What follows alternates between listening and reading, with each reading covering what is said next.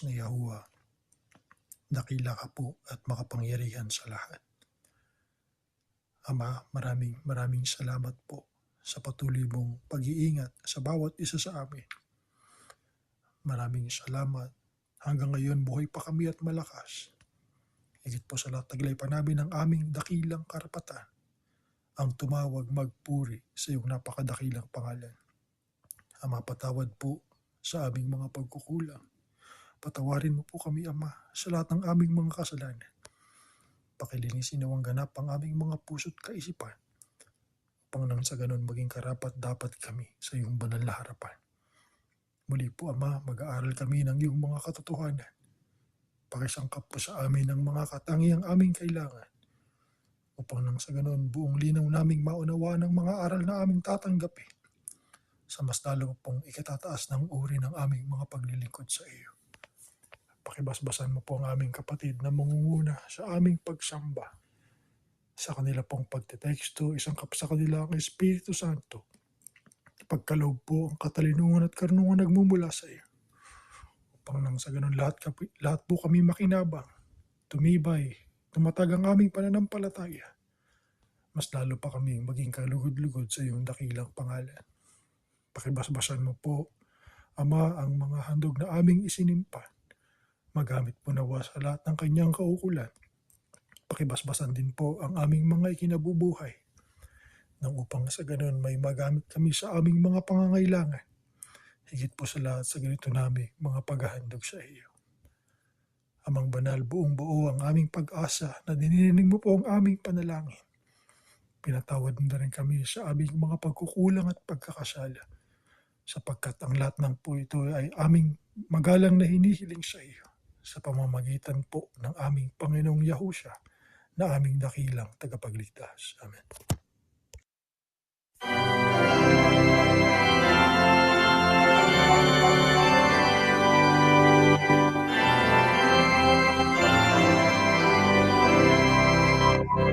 Ay sayang ang ibig ng kapulisan ng banal, dahil sa biyayang patungo sa kapatawaran, sa pamamagitan ni Yahushua na kanyang anak, tayo ay magpamanan ng pangako niya. Kung mabuhay tayo ay kagalang sa Panginoon, tayo magpasalamat at sundin ang utos niya. Ipagsiyang kasalanan ng ating mapagkuyan, tayo ay sumaganan sa mabuting gawa. Ang alay niya sa atin ay magliwanag. Pangingin ang ilaw niya, ibalik ang aral. At kaparawanan niya ay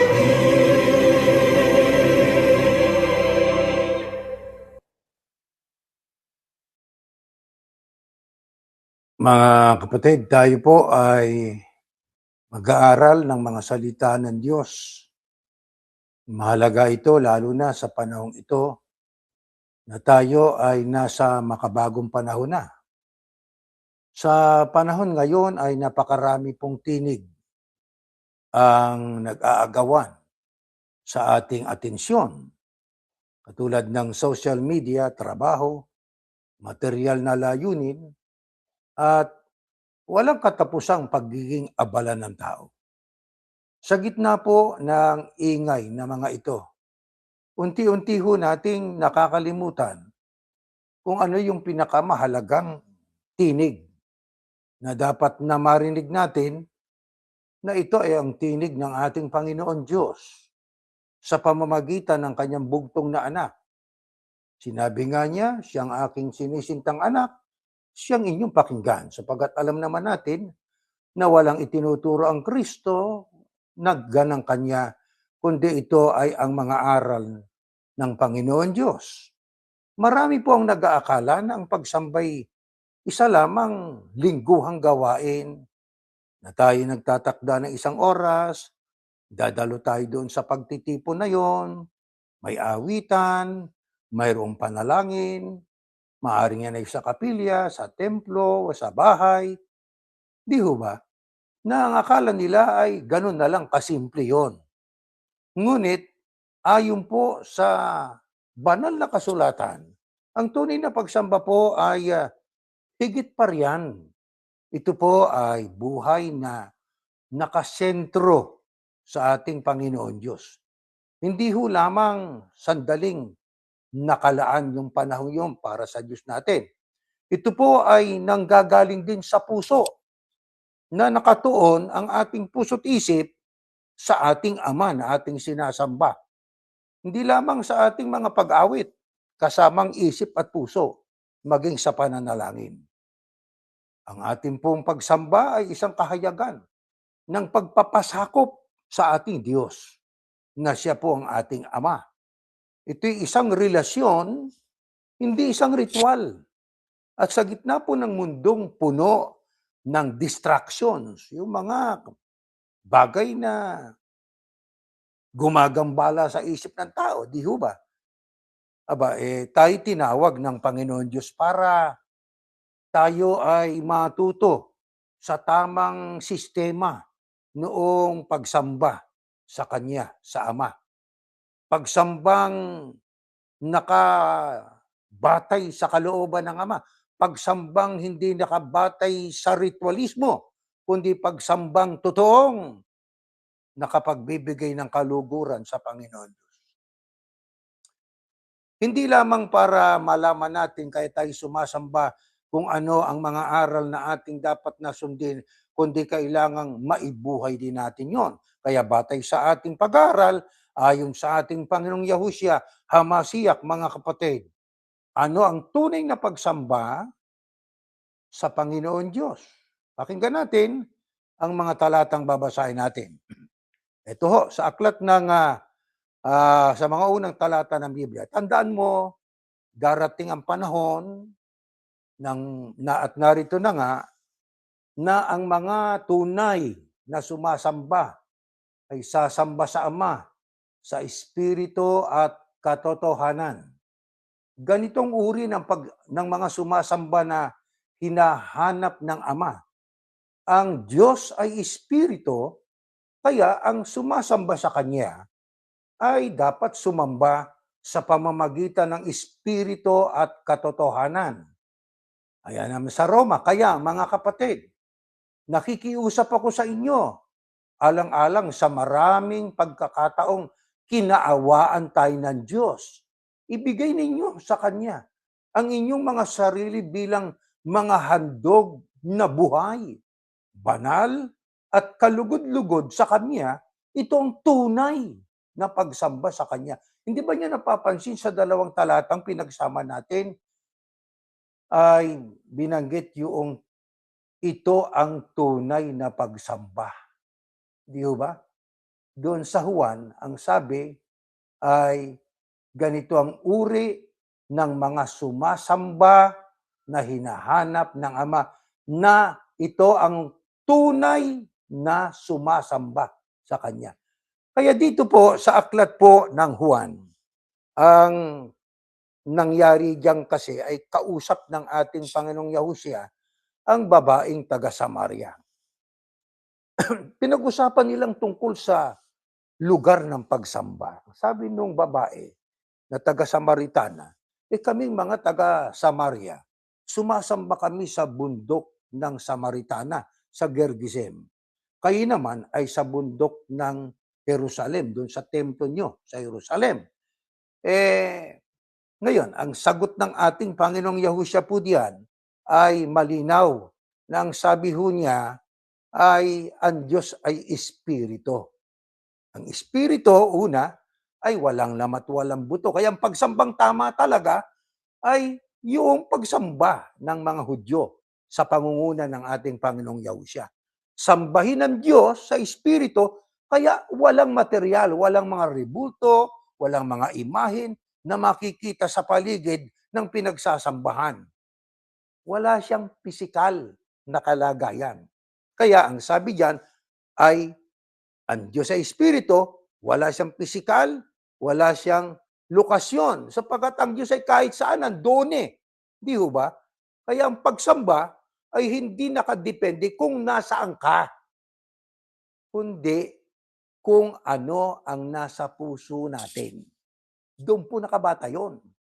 Ngayon, ang sabi pa ay sambahin natin ang Panginoon Diyos sa Espiritu at katotohanan sapagkat yun ang tunay na pagsamba at sambahin ang Espiritu at katotohanan. Teka muna mga kapatid, ano ibig sabihin ng pagsamba sa Espiritu? Alam natin na Diyos sa Espiritu, pero ang ibig sabihin nito, mula sa puso, mula sa kaluluwa ang ating pagsamba.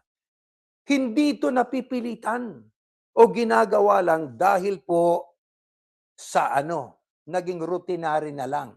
Para bang naging kaugalian na lang. Mali po yun. Magiging ritual yun eh. Pag sinabing ritual, hindi na galing sa puso. Pag sinabing ritual, hindi na galing sa kaluluwa. Kailangan po ay galing sa puso at kaluluwa. Ganun ang pagsamba sa Espiritu. Isang malalim at panloob na koneksyon sa Panginoon Diyos. E paano naman ang pagsamba sa katotohanan? Alam natin ang katotohanan ay salita ng Diyos, di po ba? Kaya ang ating pagsamba ay dapat nakabase o nakabatay. Ano ba talaga katotohanan? Ilan ba Diyos? Sino ba Diyos? Ano ba pangalan ng Panginoon Diyos? Hindi nakabatay sa ating sariling imahinasyon o sa ating maling pagkakilala sa Kanya. Pagkat yung iba, kumikilala, ang Diyos ay may 3 persona eh. Sumasamba ka, yun ang taglay mo sa isipan mo. Diyos din ang Kristo, Diyos din ang Espiritu Santo, magtatampo sa atin ang Diyos. Kailangan po ang katapatan sa pagsamba, tamang pagsamba, ang katotohanan ay alam natin. Ano naman ang binabanggit sa Roma? Diyan po, alam nyo kasi, sa Tanak o sa Lumang Tipan, ang mga unang lingkod ng Diyos po, ang mga tao noon, ay naghahandog sa Panginoon Diyos ng mga patay na hayop. Oho, yun ang kanilang iniaalay, inihahandog nila sa Panginoong Diyos yun. Pero sa panahon ng Mesyaniko o sa panahon natin, panahon ng Apostol Pablo, iba na ang paghahandog.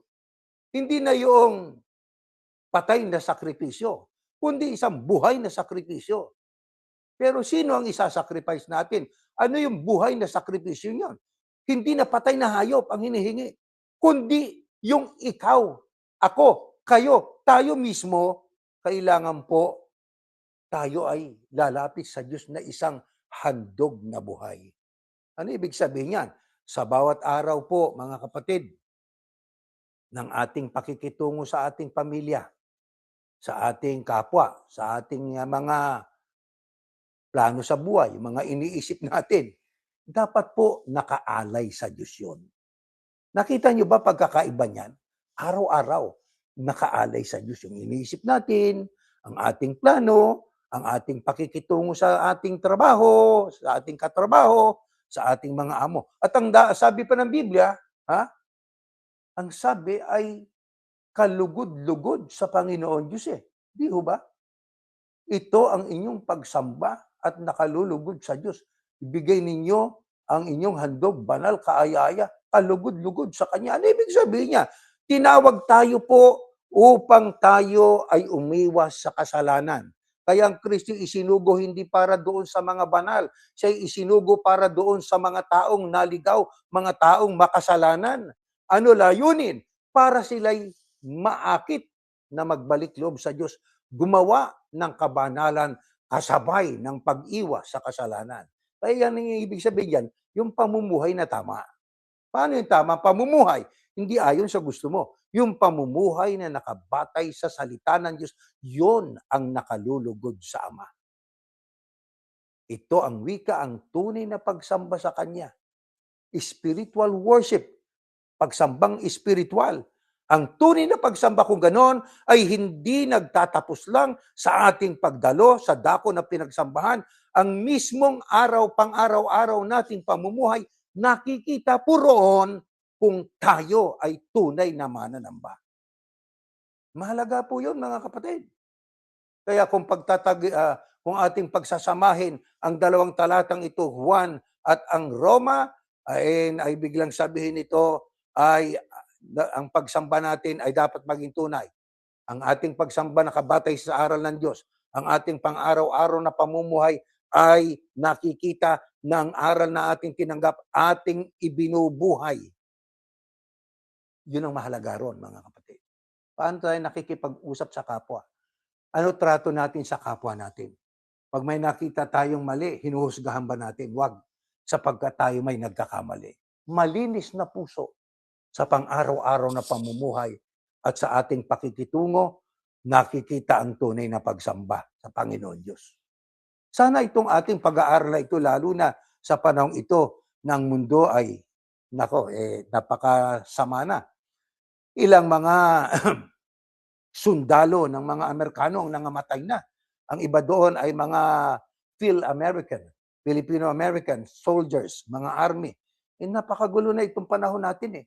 Kaya sana itong pagsamba natin ito na ating pinag-aaralan, ang tamang pagsamba, hindi lang pala doon sa lugar na pinagsasamba, paglabas pala natin. Kung paano tayo nakikitungo sa kapwa natin, ay doon po nakikita ang tunay na pagsamba pa rin sa atin eh. Di ba?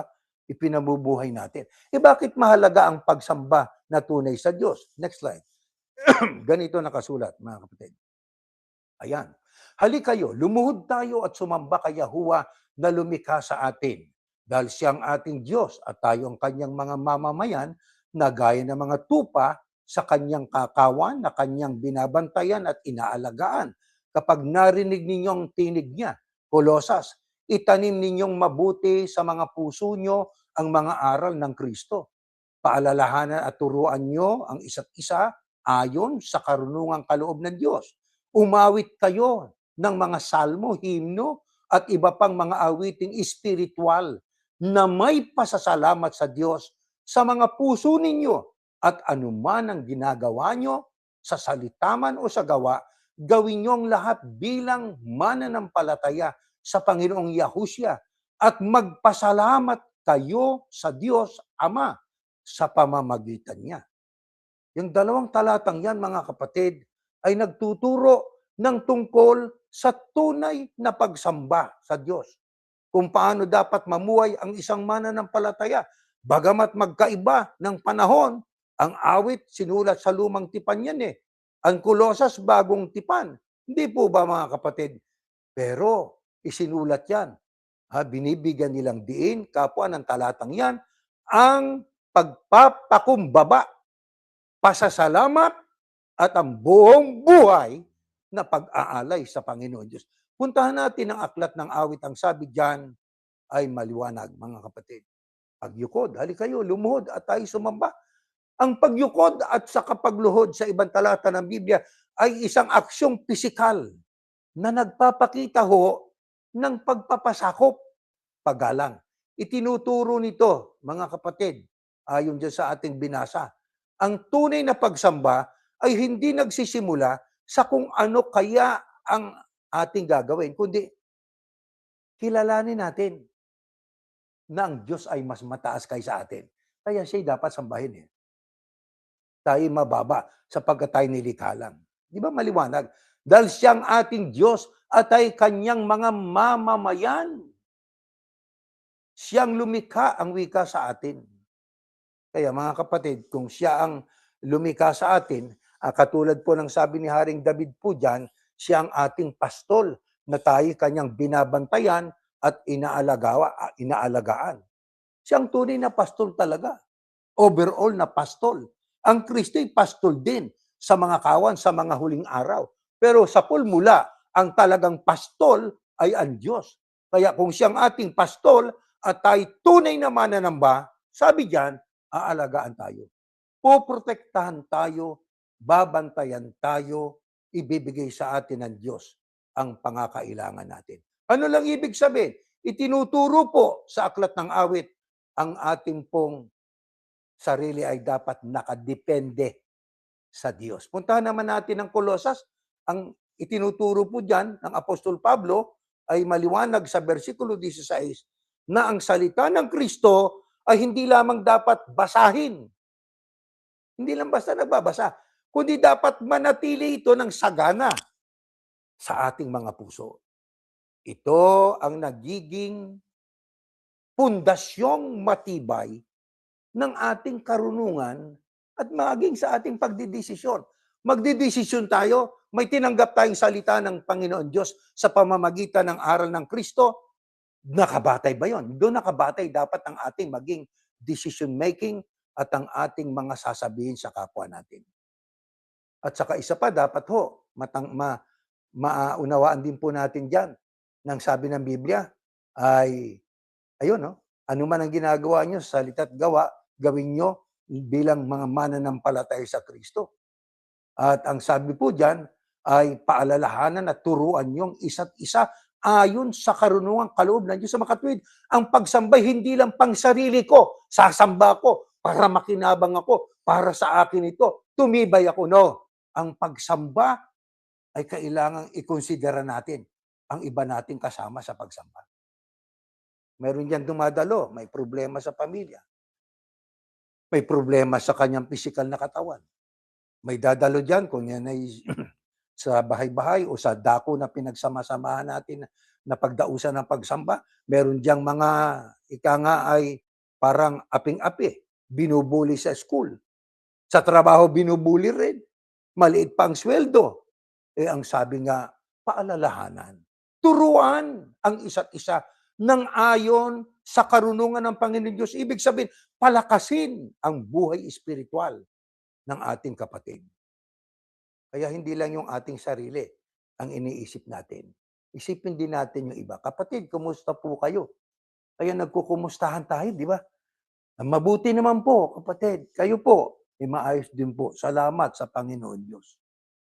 Kaya sa madalit salita, pag pinagsama natin yung talatang yan, mga kapatid, ang ibig lamang sabihin po sa aklat ng awit, kailangan po ay banal na takot sa Diyos. Banal na kasuotan, banal na takot. Hindi ibig sabihin tayo ay parang matatakot sa Diyos na ituturing natin ang Diyos na parang halimaw. Gaya ng pagtakot ka sa halimaw, lalayo ka, tatakbo ka. Hindi ganon. Yan ay, sabi nga, ay holy o kaya ay holy reverence sa Panginoon Diyos, no? Banal na pagkatakot. Dadalo tayo, may banal tayong pagkatakot. Ang Diyos ang ating pinasasalamatan, ang Diyos ang ating pinupuri. Siya nasa isip natin. Kaya ang pagsamba, hindi para sa atin lang kundi yan sa ibabaw ng lahat, para sa kaluwalhatian ng Diyos. Sa bilyon-bilyon na sumasamba sa Diyos. Bilyon-bilyon ang may Diyos-Diyusan. Kung mayroon mang ibang walang Diyos-Diyusan, nakabatay sa aral at tuntunin ng mga tao. Bigo ang Diyos, nagdaramdaman Diyos sa maraming sumasamba sa Kanya. Totoo ho yan, mga kapatid. Yan ang larawan ng mundo na ating kinalalagyan ngayon. Ngayon, paano tayo makasasamba sa Diyos ng tunay araw-araw? Kapagkat sabi diyan kanina araw-araw dapat ibuhay natin ang aral. Yan ang tamang pagsambi. Hindi lang yung sa lugar na yon. Makikilala tayo na tunay tagasunod ng Kristo pag sa labas na ng dako ng ating pagsamba. Kung sa bahay, paglabas mo ng bahay, doon ka makikilala. Tunay kang tagasunod ng Kristo. Paano natin malalaman yon? Paano tayo makakasamba sa Diyos na araw-araw na ating ipinamumuhay yung araw-araw? Sa araw-araw yung salita niya, aral niya. Pakinggan natin itong aklat ng awit. Next slide, ito nakasulat. Kayong mga tao sa buong mundo, sumigaw kayo ng may kagalakang kayahuwa. Ang inuutusan pala rito, buong tao sapagat ang lahat ng tao nilikha ng Diyos Yan ang ibig ng Diyos Kayong mga tao sa buong mundo, sumigaw kayo ng may kagalakan kayahuwa. Pero hindi yan ang ginawa ng iba. Sumigaw sila ng kagalakan para kay Baal. Para sa kanilang mga Diyos-Diyusan. Tuloy natin ang basa. Paglingkuran ninyo ng may kagalakan si Yahuwah.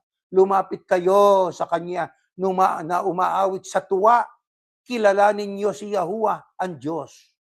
Siyang lumikha sa atin na tayo Kanyang mga mamamayan na parang mga tupa na Kanyang inaalagaan sa Kanyang pastulan. Pumasok kayo sa Kanyang templo ng may pagpapasalamat at pagpupuri magpasalamat kayo at magpuri sa Kanya. Yung aklat ng awit na yan, mga kapatid, hinihikaya tayo, buong sangkatauhan na sumigaw ng may kagalakan kay Yahuwah. Kaya sa pagsamba, taglay natin ng kagalakan. Ang pananampalataya hindi dapat maging pabigat sa isang sumasampalataya. Paano nagiging pabigat ang isang pananampalataya imbis na kagalakan kung napipilitan lang sa pagsamba? Yung pananampalataya naging pabigat pa sa kanya. Imbis na siya sumambang galak na galak. Bakit? Napilitan lang. Pangalawa, maaring hindi naman niya gusto, napipilitan lang sapagat ang mga magulang niya, pinipilit niyang sumamba. Ang pananampalataya naging pabigat sa kanya.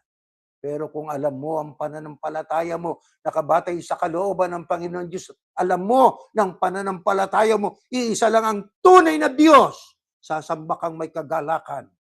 Sasamba tayo na tuwang-tuwa, umaawit tayo na may kasiyahan sapagkat alam natin ang ating kinikilala at ang ating pinupuri ay ang iisang Diyos na tunay na lumikha sa atin.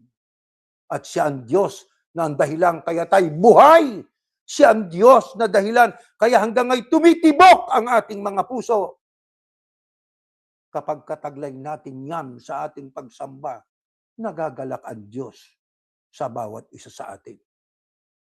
At ano ang sabi pa diyan sa Mateo? Kaya unahin ninyo ang mapabilang sa kaharian ng Diyos at ang pagsunod sa kanyang kalooban at ibibigay niya ang lahat ng pangangailangan ninyo. Unahin ninyo ang mapabilang sa kaharian ng Diyos. Ang sabi sa ibang talata, ang kaharian ay nasa gitna ninyo. Ang kaharian ay darating. Kapag sinabing kaharian, may hari, may batas sa paghahari at may pinaghaharian. Kapag ang ating kinikilala na Diyos ay si Yahuwah at ang ating sinusunod na aral ay aral ni Yahuwah, nabubuhay tayo ng ayon sa kanyang kalooban, nasa kaharian tayo ng Diyos. Bukod pa yung kaharian sa araw ng milenyo at bukod pa yung tunay na kaharian na doon kaya tunay sapagkat permanenteng tahanan yon ng mga maliligtas na may dalisay na gintong kalsada. Unahin ang iba, inuuna ang pangalawa. Anong itinuturo sa tao, sa eskwelahan, sa mga kabataan? What are the prime necessities of man? Food, shelter, and clothing. Prime, pangunahin. Mali. Kailangan ang prime necessities of men ay ang ating pagsambat, pagkilala, at mapabilang tayo sa mga tunay na sumusunod sa kalooban ng Diyos. Yun ang pangunahin. At ang ating pangangailangan, sekundary na lang yan, idaragdag na lang sa atin ng ating Panginoon Diyos. Diyan naman sa aklat po ng Santiago, ang sabi, ang dalisay na relihiyon ay wala at walang dungis sa harapan ng ating Diyos at Ama, ay ito, dalawin ng mga ulila at mga babaeng bao sa kanilang kapighatian at pag-ingatang walang dungis ang kanyang sarili sa sanglibutan. Yang talatang yan ay nagtuturo ng kahayagan ng tunay na relihiyon. Una sa lahat, ano ibig sabihin ng relihiyon? Galing sa salitang relegare, na ibig sabihin ay daan pabalik sa Panginoon Diyos. E tumutukoy ba yan sa mga tao? Opo. Sino kung ganoon ang kabilang sa tunay na relihiyon o tunay na tagasunod ng Kristo sapagkat ang daan patungo sa amay, ang Kristo lang. Ang dalisay, ang wika at walang dungis na relihiyon, katumbas ang tunay na mga tagasunod ng Kristo. Dalisay ay ano? Dalawin ang mga ulila. Huwag itakwil ang mga ulila. Dalawin sapagkat ulila na sila, lalo kung bata pa. Dalawin din ang mga babaeng bao o mga balo sa kanilang mga kapighatian sapagkat sa pagtanday, humihinang pangangatawan. Hindi lang yon, pati pag-iisip, pati ang kanyang, sabi nga, appetite sa pagkain, pahina ng pahina.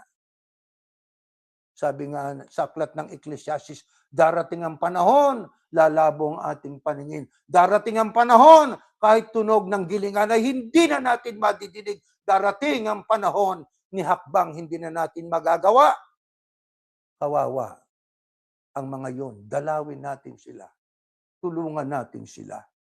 Lalo't kung sila'y ating kadugo, kung yung iba na ating dinadaanan habang tayo naglalakbay, nakikita natin ang mga nagpapalimos kasama ng maliliit nilang mga anak. Tumitigil tayo. May pagkakataong ganon. Binabalikan natin sila. Nagpapark muna tayo. Binibigyan natin, inaabutan natin sila ng kahit magkano lang. Bakit? Nahahabag tayo. Sa mga taong kapuspalan, sa mga taong underprivileged, sapagkat sila'y tao rin. Kung hayop na nagugutom pinakakain natin, yung pakayang kapwa natin tao ang hindi. Diyan nakikita kung tayo kabilang sa tunay na relihiyon. Kung tayo tunay na tagasunod ng Kristo. Sabihin man ng 1,000 beses ng tao na siya kabilang sa tunay na relihiyon at sila ang maliligtas, sila ang may karapatan na makapasok sa kanan ng langit, pero kanilang itinatakwil ang kanilang magulang, mga kapatid, at ang pagtrato sa iba'y parang basahan. Kami lang ang totoo, kami lang ang maliligtas. Hindi totoo yan. Isang relihiyong peke, isang relihiyong mapagpakunwari, makasariling relihiyon. Kaya ayaw natin ng ganyan, mga kapatid. Ang ibig natin sa ating patuloy na pamumuhay, masunod natin ang kalooban ng ating Diyos na lumikha sa atin. Ayaw natin na tayo habang tumatagal, imbis na tayo papalapit ng papalapit sa Diyos, lumalayo tayo sa Ama. Ano ang mga karaniwang hadlang sa pagsambang karapat-dapat sa Ama? Next slide, ganito nakasulat, mga kapatid. Ang handog na nakalulugod sa inyo ay pusong nagpapakumbaba at nagsisisi sa kanyang kasalanan. Itong handog na hindi nyo tanggihan, na hindi nyo tatanggihan. Iginagalang ako ng mga taong ito sa mga labi lang nila, ngunit malayo sa akin ang kanilang mga puso. Walang kabuluhan ang pagsamba nila sa akin, sapagkat ang mga itinuturo nila ay mga utos, patumbas, mga tuntunin lang ng tao. Alam niyo mga kapatid, ang dalawang talatang ito na ating pinagsama ay may iisang malakas na malinaw na mensahe. Mas pinapahalagahan ng Diyos ang tunay na kalagayan ng ating puso kaysa ating mga panglabas na ginagawa. Nakita niyo, ha? Yung ating ritual, yung mga ginagawa natin pang araw-araw, hindi yan ang mas pinapahalaga ng Diyos. Ang mas pinapahalaga ng Ama, yung nilalaman ng ating puso. Kaya ang sabi, ang handog na nakalulugod sa inyo ay puso na nagpapakumbaba. Kaya pagka tayo sumasamba, nagpapakababa tayo. Paano yon? Kinikilala natin ang ating kasalanan. Hindi tayo katulad ng tax collector. Hindi ho ba? Saka yung tao na itong isang tagapagturo na ang sabi, ako hindi ang wika katulad nitong tax collector na ito. Yung tax collector naman, hindi maitaas yung noo eh. Hindi makatingin sa taas. Nakatungo na lang at yun ay kahayagan ng pagpapakumbaba na alam niya siya'y makasalanan. Yun ang tinitingnan ng Ama. Hindi yung sasabihin, ako'y malinis, hindi ako katulad nila. Hindi totoo yun. Kailangan ay pusong nagpapakumbaba, pusong nagsisisi sa kanyang kasalanan. Ito ang wika ay handog na hindi nyo tatanggihan. Hindi tatanggihan ng Diyos yan. Ang taong nagsisisi, ang taong nagpapakumbaba.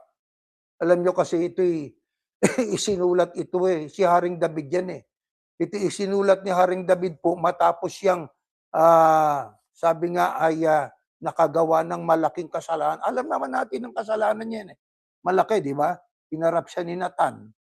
na yung kay Bathsheba, pinapatay niya si Uriah. Ay hindi ba't yan ay napakalaking kasalanan niyan sa harap ng Diyos? Pero ang ginawa nitong si David, lumapit sa kanya si Nathan, hindi pa man nagtatanong si Nathan, sinabi niya na ako'y nagkasala sa Diyos. Ang sagot ni Nathan, napatawad ka sa kasalanan mo. Pinatawad ka na ng Diyos. Pero mayroong konsekwensya na darating sa buhay mo. Ang magiging anak mo kay Bathsheba ay mamamatay. Magkakagulo-gulo ang pamilya mo. Kaya ano ang ginawa nitong si Haring David? Kinilala niya ang kanyang kasalanan. Mayroon siyang bagbag at may pagsisising puso. Siya'y lumapit sa Panginoon Diyos. At sa kanyang paglapit, mababakas po natin ang kababaang loob. Nagsisisi siya sa kanyang kasalanan. At anong garantiya ng Biblia? Ito ang handog na hindi nyo tatanggihan. Kaya tinanggap muli ng Diyos itong si Haring David. Bagaman nagsuffer siya at ang pamilya niya nawasak, bunga ng kanyang kagagawan. Di ba? Yan ang totoong naganap. At yan naman sa Mateo ay binabanggit, iginagalang ako ng mga taong ito sa mga labi lang nila, ngunit malayo sa akin ng kanilang mga puso. Kaya sa ating pagsamba, ang puso ang tinitingnan ng Ama. Mga kapatid, maaaring sa pag-awit may maganda kang tinig sa pag-awit. Nangingibabaw ang tinig mo, pero kumusta ang puso? Puso bang nagpapakumbaba? Pusong nahahapis pag may mga taong nahahapis? Pusong mapagpatawad? Pusong hindi nagtatanim ng puot? Pusong hindi fault finder? Naghahanap ng mali ng iba. Baka ang ating pagsamba ay lip service lang. Ang sabi ng Biblia, walang kabuluhan ang pagsamba nila sa akin. Sumasamba na, pero bakit wala pa rin kabuluhan? Sapagkat ang mga itinuturo nila'y mga utos lang ng tao o tuntunin ng mga tao. Hindi na aral ng Diyos. Ayaw ng Diyos niyan, mga kapatid. Kaya kung tayo po ay sumasamba, dapat may katapatan. Ang ating po na taglay, kababaang loob. Sumusuko tayo sa Ama. Nagpapakumbaba tayo. At maging sa ating personal na panalangin siguro, ay ating iniluluwa, Ama, kahit anong pilit ko po, ay hindi po ako nagiging perfecto sa harap ninyo. Ako po ay nagkakasala pa rin talaga, Ama. Ako'y patawarin ninyo. Maawa po kayo. Sa panahong ito, sa makabagong panahong ito, na pagulo ng pagulo, mga kapatid, ang gulo-gulo na talaga. Kaya ang iba hindi na nagbabasa ng balita at ang gulo-gulo na. Sa iba't ibang lugar, mga kapatid. At maging sa maring sa bansang ito, wala tayong kamalay-malay na mayroon nang gumagalaw ng palihim para tayo pasukin ng mga taong pipinsala sa atin. Kaya itong mga aral na ito, iginagayak tayo ng Diyos. Sa anumang pwedeng mangyari. Sa anumang pwedeng dumating pa. Kaya ang ating pong pagsamba ay dapat po ay ating pagtalagahan. Anong katunayang dapat nating pagtalagahan yan? Mga kapatid, at tandaan natin dapat puso sapagkat sa talatang Samuel 16:7, kung hindi ako nagkakamali, ang tao'y nakatingin sa panglabas na anyo ng kanyang kapwa-tao, pero ang Diyos ay nakatingin sa puso. Sa puso po. Hindi natin pwedeng dayain ang Diyos. Hindi po. Kitang-kita ng Diyos ang ating puso. Kung ano sana ang nilalabas sa ating bibig, ayun din ang nilalaman ng ating puso. Kaya iingatan natin. Pakaiingatan natin ang ating puso. Kailangan ayaw ng Diyos ng pakunwari. Ang gusto niya, tapat ka sa Kanya. Ano papel ng Eklesiya o kaya komunidad ng mga mananampalataya sa kapwa natin kapanalig sa pananampalataya? Higit sa lahat, pagdating sa mga pagsamba natin. Ito, next slide. Itong ating mababasa, mga kapatid. Sa aklat po ng Hebreo, ating basahin ito. ganito po ang ating matutunghayan, mga kapatid. At sikapin nating mahikayat ang isa't isa sa pagmamahalan at sa paggawa ng kabutihan. Huwag nating pababayaan ang mga pagtitipon natin na gaya ng nakaugalian na ng ilan. Sa halip, palakasin natin ang loob ng bawat isa, lalo na ngayong nalalapit na ang huling araw. Sa pagtitipon nyo, umawit kayo ng mga salmo, himno at iba pang mga awiting espiritual. Buong puso kayong umawit at magpuri sa Panginoon. Lagi kayong magpasalamat sa Diyos Ama sa lahat ng bagay bilang mananampalataya ng ating Panginoong Yahushua Kristo. Ang dalawang talatang ito, alam nyo mga kapatid, ay may malalim na koneksyon. Pareho itong tumatalakay sa kahalagahan ng komunidad, yung ating kasama sa eklesiya, komunidad o community of believers. At kung paano dapat mamuhay ang sumasamba ng magkakasama-sama. Mga kapatid, diyan sa aklat ng Hebreo sa 10:24-25, ang bahaging ito'y isang panawagan laban sa yung bang ikaw ay parang para lang sa akin, bahala kayo sa buhay niyo. Hindi ganon. Ito'y panawagan sa lahat, hindi ako, hindi kami, kundi tayo dapat. Tayo. Pagkasikapin ng wika, mahikayat ang isa't isa sa pagmamahal, isa't isa sa makatwid. Lahat ay dapat ma-involve, magmahalan una, at tayo ay magkaisa sa paggawa ng mabuti. Inuudyukan ng Apostol Pablo ang mga mananampalataya noon na hindi lang yung pansarili natin ang ating iisipin, pati na ang ating kapanampalataya. Udyukan natin ang isa't isa. Ang pag-ibig, pagmamahalan, at mabubuting gawa ay hindi laging natural na lumalabas sa atin kapag ka tayo pagod. Nawawala minsan yun. Pag pagod ka, hirap ang isip mo, hirap ka sa trabaho, minsan hindi ka nakagagawa ng mabuti. Normal yun eh. Di ba? Anong gagawin natin doon sa kapatid na yun? Kapatid, kung hindi ka man namin makasama sa gawain ito, sa susunod na pagkakataon. Pero huwag kang bibitaw, kapatid. Magpakalakas ka, kapatid. Lahat naman tayo may problema. Kami nagpapayo sa iyo, may problema din. Pero yan ang utos, palakasin ng isa't isa. Palakasin ang loob ng bawat isa. Ang loob ang palalakasin natin. Pag malakas ang loob natin, ibig sabihin pag tumatahan ang Espiritu ng Diyos, kung ano ang sa pangloob na yun ang Espiritu ng Diyos, malakas yun. Yun din ang lalabas sa ating pagkilos, sa ating mga paggawa. Lalakas tayo. Kaya mahalaga na lagi nating matiyak, ang Diyos ba'y nasa akin pa? Nadarama ko ba ang Diyos sa aking pananalangin? Nararamdaman ko ba ang Diyos sa aking pagtawag sa Kanya? Ang sabi diyan ay, sa pagtitipon nyo, umawit kayo ng salmo. Ibig sabihin, huwag nating pababayaan ang ating pagtitipon na gaya na nakaugalian na ng iba.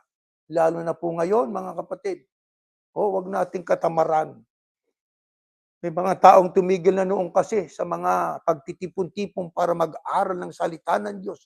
Dahil maaring dahil sa katamaran, dahil sa sila'y inuusig, dahil sa sila'y naghihirap, huwag nating pababayaan. Igagapang natin ang ating mga pagsamba. Sasamba tayo. Lalo na ngayon, pinayagan na ng Diyos na magagawa natin ang pagsamba sa ating mga tahanan. Kaya mga kapatid, sa harap ng magulo at makabagong panahon, paano tayo sasamba sa Ama? Hinahanap ng Diyos sa atin. Paglabas na natin ang bahay, paano tayo nabubuhay? Paano tayo nakikisama? Paano tayo nakikitungo sa ating kapwa-tao? Paano natin tinatrato ang ating kapwa-tao? Paano natin ginagawa ang ating trabaho? Paano tayo nakikitungo sa ating pamilya? Kaya mga kapatid, ibig kong basahin ang huling talatang ito sa aklat po ng Epeso, ang sabi, Samantalahin ninyo ang lahat ng pagkakataon sa paggawa ng mabuti. Samantalahin natin. Bawat pagkakataon makagawa tayo ng mabuti, gumawa po tayo ng mabuti. Mga kapatid, huwag na nating hintayin tayo naka-bedridden na po at saka naku, sana ako'y palakasin niyo, Ama. Tutulong ako sa mga pulubi, tutulong ako sa nangangailangan. Huli na ang lahat. Huli na ang lahat. Kaya ang sabi, samantalahin. Bakit samantalahin? Hindi natin hawak ang ating buhay. Hindi natin hawak ang ating lakas. Kaya hanggat may lakas at buhay, gumawa ng mabuti. Bakit? Dahil marami ang gumagawa ng kasamaan sa panahong ito. Totoo yan. Sipin mong natatalo ka sa pangangatwiran, ang gagawin mo ay pipinsalain mo yung kapwa mo. Sukdulang pumatay ka ng kapwa. Hindi ganon. Ang mga lingkod ng Diyos, pagka inuusig sila, ang ginagawa nila ay lumuluhod sa Panginoon Diyos, nananalangin sa Ama at humihingi ng tulong. Sa 17, ang sabi kaya, huwag kayong kumilos ng hindi nag-iisip. Huwag kayong kumilos ng hindi nag-iisip, kundi unawain ninyo kung ano ang kalooban ng Panginoon. Kaya matapos nating madinig ang leksyong ito, ibig lang sabihin, sa araw-araw nating pamumuhay, doon ibig ng Diyos makita, tunay ka bang mananamba sa akin? Lingkod ba talaga kitang tapat? Hindi ka ba nagkukunwari? Maaring ikaw ay gumagawa ng mabuti sa kapwa. Ano nasa isip mo? Ibabalik din naman ng Diyos yun eh. Huwag alisin natin yun. Huwag nating taglayin yung isipang yun. Tutulong tayo sa kapwa sapagkat mahal natin sila. Sila'y nilikha sa larawan ng Diyos.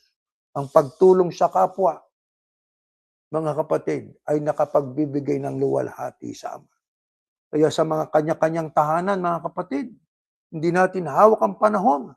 Parang noong atakihin ng New York, yung Twin Tower sa Amerika, na biglang-bigla, pinakamalakas na bansa sa buong mundo, nabigla, na sorpresa sila.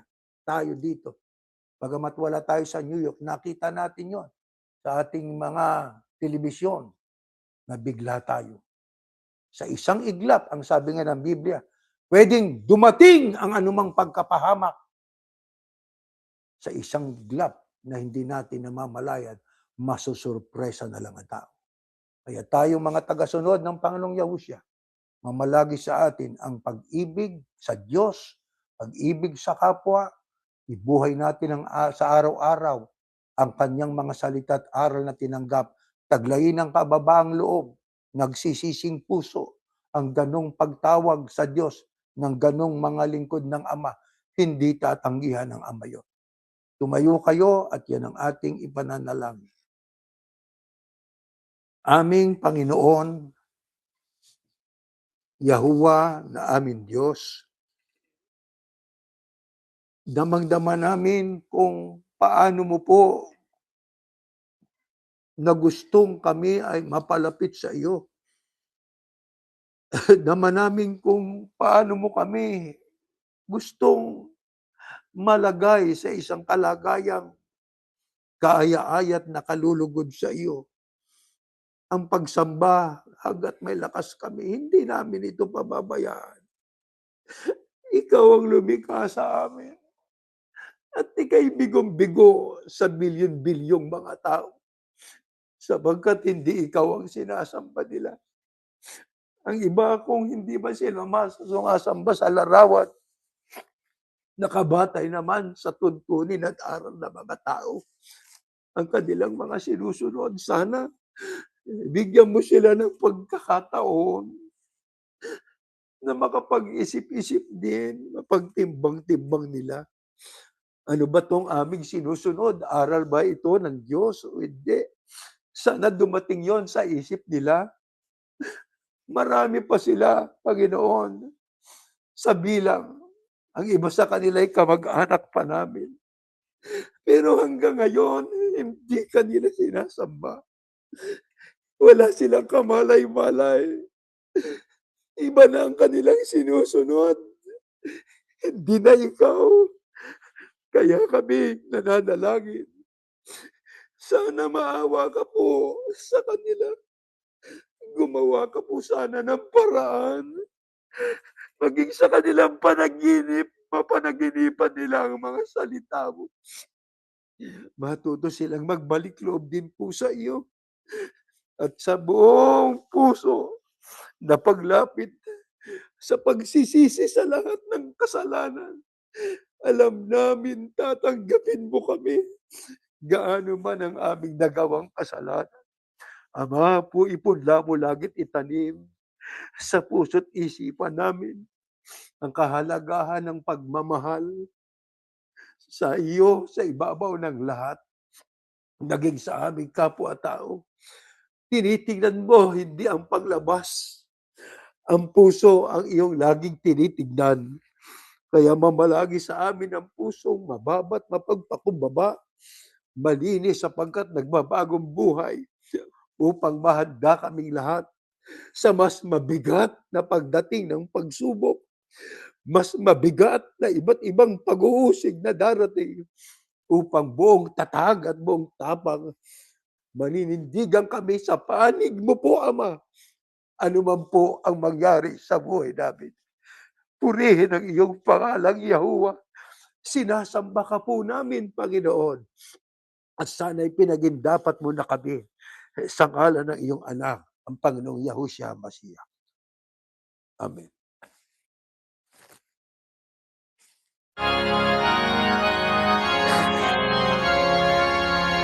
Purihin si Yahuwah sa Espiritu Banal. Ihayag ang kanyang kabutihan sa pangalan ni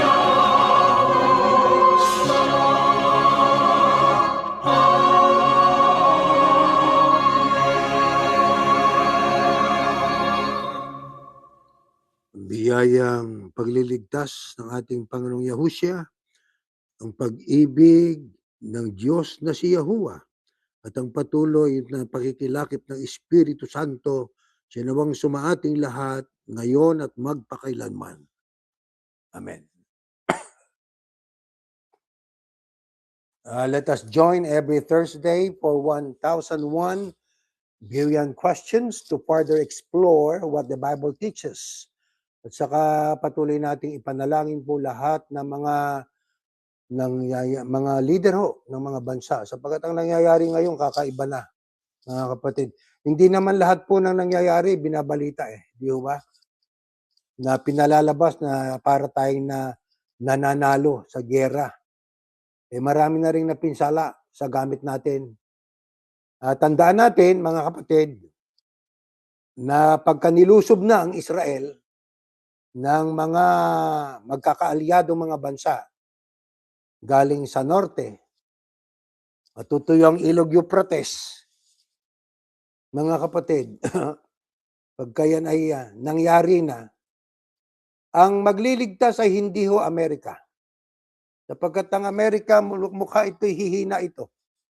Sapagkat nakasulat sa hula, ang tanging pag-asang hinihintay na sasaklolo sa Israel ay ang lahi din ng Israel, binhi ni Abraham. Walang iba kundi ang Panginoong Yahushua. Kaya pagbaba ng Panginoong Yahushua, na bukod-bukod na yung mga buhay na nasa uring tupat kambing, lulusob na sa Armageddon para sa kluluhan ng Israel. Hindi Amerika ang tutulong. Kaya ang Panginoong Yahushua lang ang tutulong doon. Kaya pakiramdaman natin ang nangyayari sa Israel, sapagkat yan po ay larawan na malapit ng rapture, malapit na ang Great Tribulation, na yan po ang pinakahihintay ng tao. Maging alerto ho tayo. Huwag tayong malibang sa pang-araw-araw na pamumuhay. Hindi masama ang mag-ipon ng magtabi para sa kinabukasan. Pero higit sa lahat, magbigay tayo at mag-ukol ng panahon sa mga bagay na kabanalan na itong magdadala sa atin sa piling ng Diyos doon sa tahanang permanente sa Bayang Banal. Hanggang diyan po at tayo natatapos naman.